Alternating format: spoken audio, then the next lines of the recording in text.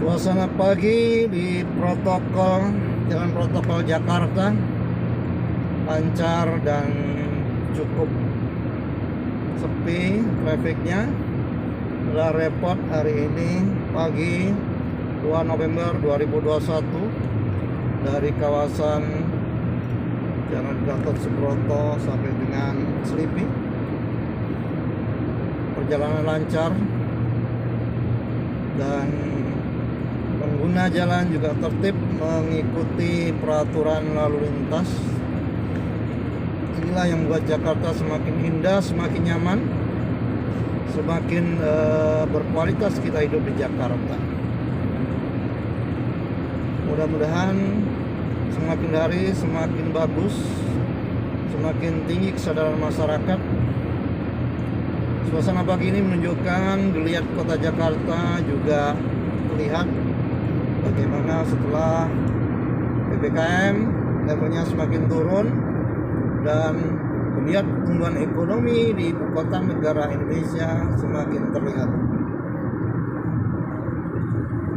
Ini menunjukkan bahwa bangsa kita semakin kompak, semakin solid, dan semakin saling bahu-membahu. Karena sebetulnya masing-masing sudah menyadari bahwa kita sedang sama-sama membangun, kita sedang sama-sama mengisi kemerdekaan negara kita dengan kegiatan dan program yang berkualitas. Nah, saudara-saudaraku yang dicintai oleh Allah Subhanahu wa Ta'ala, Tuhan yang Maha Esa, inilah makna dari para pejuang negara kita memerdekakan negara kita, di mana tujuannya adalah untuk mencerdaskan kehidupan bangsa. Bangsa yang cerdas adalah bangsa yang selalu menggunakan potensi yang ada, baik potensi dalam diri sendiri maupun potensi sumber daya alam, dan semuanya digunakan sebesar-besarnya untuk kemakmuran rakyat dan bangsa Indonesia. Inilah karakter jiwa ilmiah, karakter dari para pendahulu kita yang mereka rela mengorbankan segala hal yang dimilikinya demi untuk mencerdaskan kehidupan bangsa, untuk meningkatkan kualitas kehidupan penerusnya, anak cucunya. Para pendahulu kita adalah orang-orang yang rela berkorban, mereka tidak egois, dan mereka adalah orang-orang yang sangat ilmiah.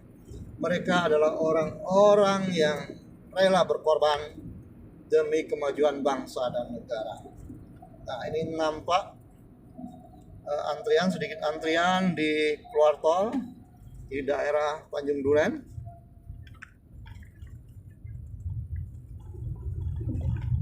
Kita lihat begitu tertibnya di ibu kota Jakarta ini, yang menunjukkan bahwa tingkat kesadaran dan pemahaman masyarakat di ibu kota Jakarta sudah sangat tinggi, ya.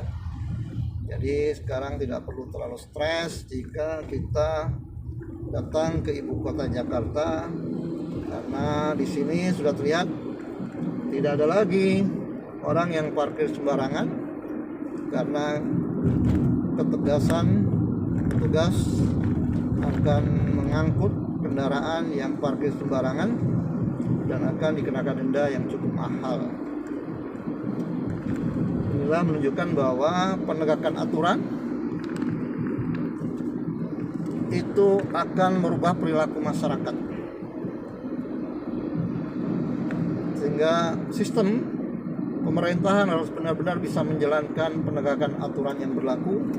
Kita bisa saksikan hampir tidak ada mobil yang parkir di pinggir jalan, yang tidak parkir pada tempat parkir yang semestinya. Perhatikan di daerah kita akan memasuki dan Mogot Jakarta Barat. Luar biasa kerapian, ketertiban, pembangunan di semua sektor juga terlihat dengan sangat bagus. Inilah jalan Dan Mogot yang menuju kawasan industri terlihat mulai padat. Meskipun padat, namun lalu lintas traffic masih lancar di pagi hari. Kita lihat bagaimana mobil bisa tertib melakukan perjalanan, ya.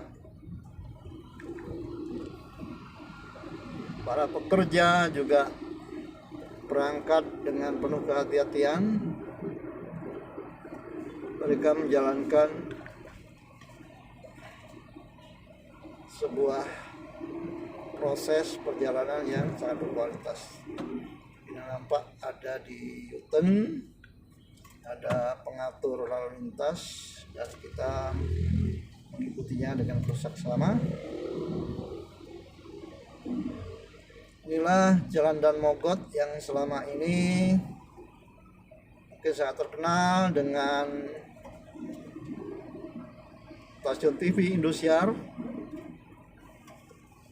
Disinilah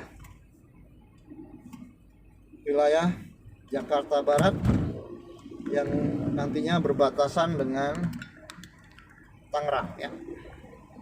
Kita saksikan tertib, jalannya rapi, tidak banyak sampah-sampah, hampir tidak ada mobil yang parkir di pinggir jalan sembarangan. Setelah kondisinya nyaman semacam ini, orang juga akan lebih menghargai, orang juga akan lebih berhati-hati untuk berperilaku yang salah, dan pada akhirnya ini akan menjadi budaya. Dalam konsep akademik ini menjadi